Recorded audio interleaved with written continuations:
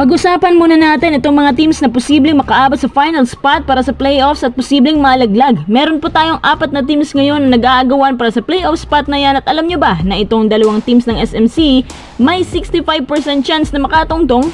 Vic Manuel, huling sayaw na raw niya dahil base sa kanyang latest social media post, baka hindi na raw siya magtatagal at final na niya. MPBL na kaya to? Or sa ibang PBA team?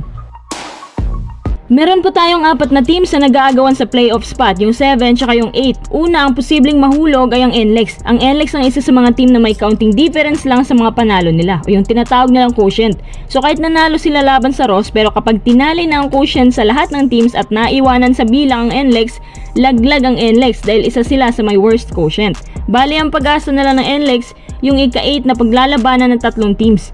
Pangalawa, ang posibleng mahulog din ay ang Ross. Ang Ross sayang to kasi good start sana sila, pero na-out of track sila dahil sa mga bad decision making at kakulangan sa pyesa sa big man. Kaya ang Ross ngayon nasa bingit ng kamatayan, ika nga, at hindi rin mataas ang numbers na kanilang quotient points. Ang mga posibleng makakuha ng dalawang final spots o ang 7 at 8 ay ang Magnolia at SMB. Itong Magnolia, bigla silang humabol dahil sa panalo nila laban sa Eastern. Alam nyo ba na ang laki po ng deficit points ng Magnolia laban sa Eastern na posibleng mag-angat sa kanila sa ika-7 or ika-8 spot? Biruin mo, lagpas 30 points yung kalamangan nila. Ang laking factor nun para makakuha ng spot. Parang humabol itong manok one time, big time, tapos Eastern pang opponent nila. Kapag nakuha nilang ika-7 spot, paglalabanan ng SMB, Ross at NLEX, ang final spot. Yung akala mo na laglag ka na, pero dahil sa maraming tumatabla-tabla sa bandang ibaba, kaya may pa-bonus tuloy yung Magnolia. Panghuli sa posibleng makapasok ay ang SMB. Pero itong SMB ngayon, kahit sabihin na lang natin na nanalo sila laban sa TNT, wala pa rin kasiguraduhan kung makaabot sila. Kasi ang SMB mababa din ang deficit points. Imbes na pagkakataon na sana nila na makalamang ng malaki sa Converge, biglang nahabol pa ng Converge yun at 3 points na lang lamang ng SMB. Kaya sayang talaga. Kapag talo ang SMB at TNT, syempre, naghahanap din yan ng momentum para sa darating na playoff games. No choice yung SMB kundi ang ipaglaban ng ika-8 seed. At kapag nakakuha ng SMB ang ika-8 seed sa pamamagitan ng wildcard games, Northport naman ang mga kalaban nila.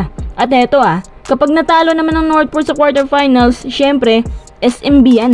Nag-iiba ang kalibre ng SMB sa playoffs. Di malaking bonus pala sa kanila itong pagbaba sa standings.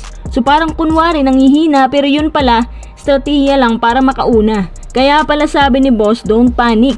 Yun nga kung matatalo ng SMB ang Ross or ang NLEX, the dogfight din para sa 8 seed.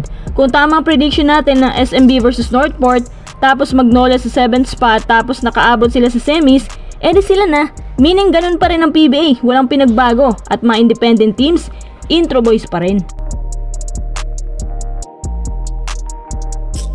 Vic Manuel, bababa na sa kanyang pwesto bilang one of the greatest players na naitrade sa Terra Firma. Sinabi po ni Vic Manuel na posibleng last game na niya to kasi nga yung jeep laglag na. Posible din na itong sinyalis na naalis na siya sa team. Pero sa palagay ko para hindi pa muna itutuloy ni Manuel ang paglipat.